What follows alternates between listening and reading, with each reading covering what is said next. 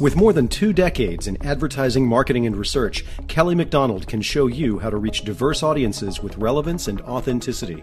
And she can share important insights on how to manage an increasingly diverse workforce. Kelly has worked with companies of all sizes. Her clients include Toyota, Nike, State Farm, and Harley-Davidson.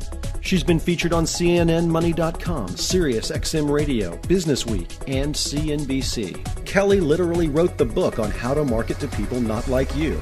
Kelly's session, Diversity in America, is a popular topic for companies that want to thrive in an environment of increasing differences. Here's a sample of this popular session. Thank you, everyone, and thank you, DuPont. I love to talk about diversity, and it's important, and it should be important to you, because our culture has changed. You've probably all heard the old expression that America is a melting pot. And what that meant was that wherever you were from, whoever you were, you came to the United States, we sort of threw you into one pot and sort of simmered away all of your differences, and we all came out Americanized. The more modern expression now, though, is that America is no longer a melting pot, but in fact a salad bowl.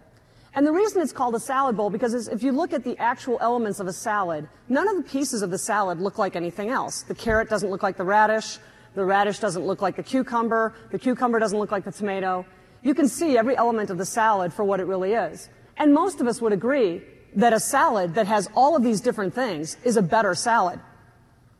What does diversity look like, though? When I talk about diversity, a lot of people tend to think racial and ethnic diversity, and that's important, and I think we're going to talk about that too. But it's more than that. I think diversity comes in many forms. This is just my list, but let's take a look at it. Gender. Men are different from women, and all kidding aside, it really is true. We operate totally differently. What about religious differences? That's probably never been quite as much in the media as it is right now. Age and generational differences. The boomers are very different from the matures, who are different from Gen X or Gen Y. The gay and lesbian market. Physical abilities. Those who have physical challenges are going to face certain things that people who don't have physical challenges don't face. What about rural versus metro? Someone who lives in a rural area is going to be very different than someone who lives in Manhattan. And political beliefs. What about even military versus civilian? Those are two totally different worlds. And of course, racial, white, African American, Asian, and Native American, but also ethnic and linguistic differences. For example, Hispanic is not a race, it's an ethnicity, or Asian Indian. Nativity. I think someone who's foreign born is going to look at the United States with a very different lens than someone who's U.S. born. Life stage. A new mom or a new dad is going to be in a very different place emotionally, financially, priority-wise than someone who's a retiree, someone who's a college student, or someone who's an empty nester. Lifestyle and affluence. The working poor are very different from the middle class, who are different from the wealthy. And what about core values?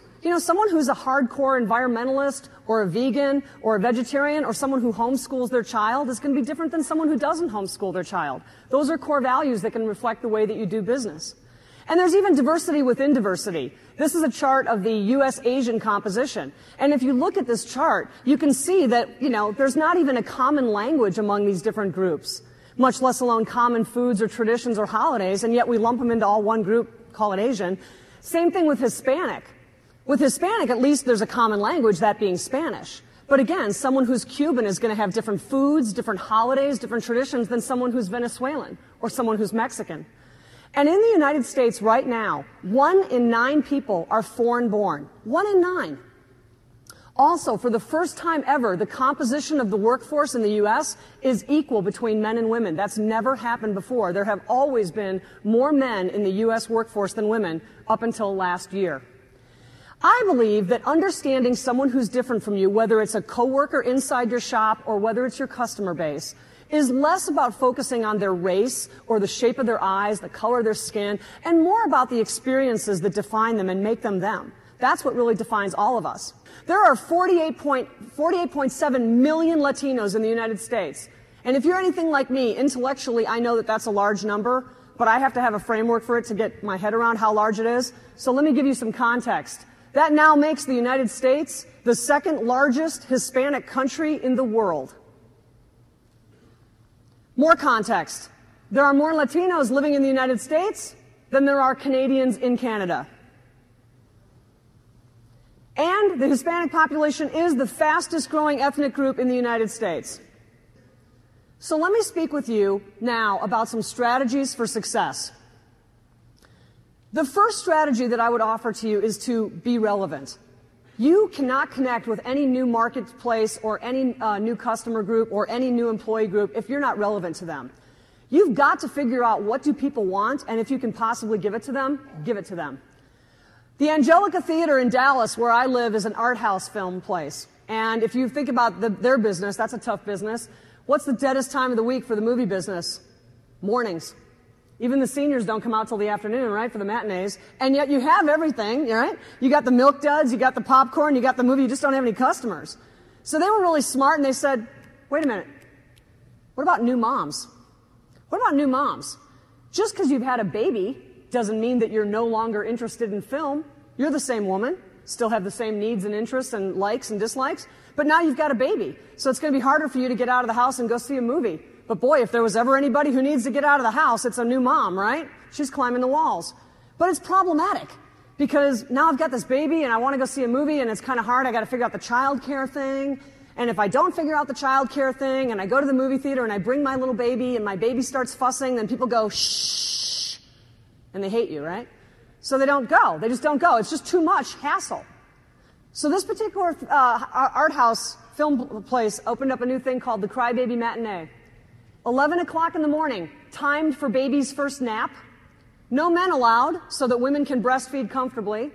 Baby changing area in the back of the movie, so that if you have to change a diaper in the middle of the movie, you don't have to miss a minute of the movie. And you know what? If your little loved one starts fussing during the movie, chances are the other mothers are going to be completely sympathetic, right? The place is absolutely packed. There's a lot of blunders about this, folks, and people who ought to know better don't. There's a law firm in Kansas City that is predominantly white, and they are making huge, huge efforts to diversify their partners and their associates because they know they have a problem. They know that they are not representative of the future going forward. So they are making huge diversity efforts. Their heart is in the right place. And one of the things that they do with their senior partners is they match their senior partners up with minority associates for mentoring because they want these people to do very, very well. So a partner who is an older white gentleman was taking one of the young associates who's African American out to lunch. And they go to lunch, and the older white partner says, so, tell me, where are your people from? Oh, it gets worse. And the young man says, Kansas City. And the older partner says, no, but where are your people from? And the young man has no idea what he's talking about. He thinks, well, maybe he's talking about my grandparents over. And he said, Kansas City. My whole family's from Kansas City, always have been. And he said, oh, no, I'm talking about what tribe in Africa are your people from? A law firm. They could get sued for that. It's unbelievable. Or, these types of comments that we hear in focus groups all the time. Talking louder does not make me bilingual.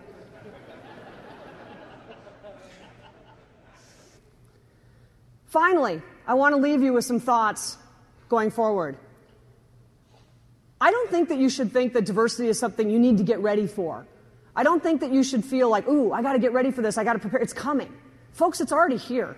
Every single day, in your communities, in your shops, with your workers, with your customers, you're already working with diverse groups. You already are. You've just got to make sure that you're paying more attention to this going forward as a true aspect of an ongoing part of your business. It's got to be part of your business plan. It can't be an afterthought, and it can't just be something that happens. And that 2010 census that was taken this year is going to be published in February. And let me tell you, folks, there's going to be two major news stories that you're not going to be able to escape. They're going to be everywhere. And it's going to be like a tidal wave. And the first news story is going to be 1 in 3 Americans are not white. And the second news story is going to be about the explosive growth of the Hispanic population.